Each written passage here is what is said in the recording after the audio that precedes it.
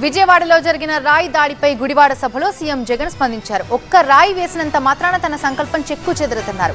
రాయి వేసేంత దిగజారారంటే వాళ్ళు ఓటమికి దగ్గరున్నారని అర్థమన్నారు. అలాంటి తాటాకు చప్పులకు భయపడేది లేదన్నారు సీఎం జగన్. ఇలాంటి దాడుల వల్ల నా సంకల్పం చెక్కు చెదరదు. పైగా ఈ స్థాయికి వీరు దిగజారారు అని అంటే దాని అర్థం ఏమిటి? ఈ స్థాయికి వారు దిగజారారు అని అంటే దాని అర్థం ఏమిటి? విజయానికి మనం అంత చేరువుగా ఉన్నామని,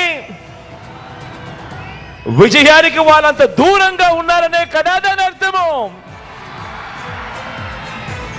అందుకే చెప్తా ఉన్నా, ఈ తాటాకి చెప్పులకు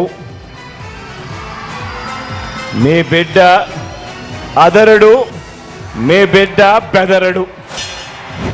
నా నుదుటి మీద వారు చేసిన గాయం దేవుడి దయతో అది ఇక్కడ తగల్లేదు, అది ఇక్కడ తగల్లేదు.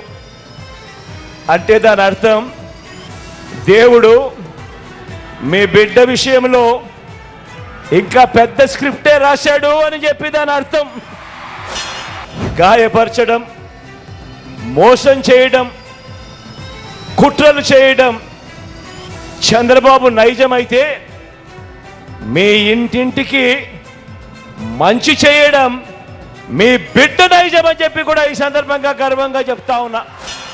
వారు చేసిన గాయం బహుశా 10 రోజుల్లో తగ్గిపోతుందేమో, కానీ ఆయన పాలనలో ఆయన చేసిన గాయాలు ఆ రైతులకైతేనేమి, ఆ అక్క చెల్లెమ్మలకైతేనేమి, ఆ నిరుద్యోగులకైతేనేమి, ఆ సామాజిక వర్గాలకైతేనేమి, ఆ చంద్రబాబు మోసాలతో అతలాకుతలమైన ఆ పేదల బ్రతుకులు, చంద్రబాబు చేసిన మోసాలను, చంద్రబాబు చేసిన గాయాలను ఆ పేదలు ఎన్నడూ కూడా మర్చిపోయే ప్రసక్తే ఉండదు అని సందర్భంగా చెప్తా ఉన్నారు.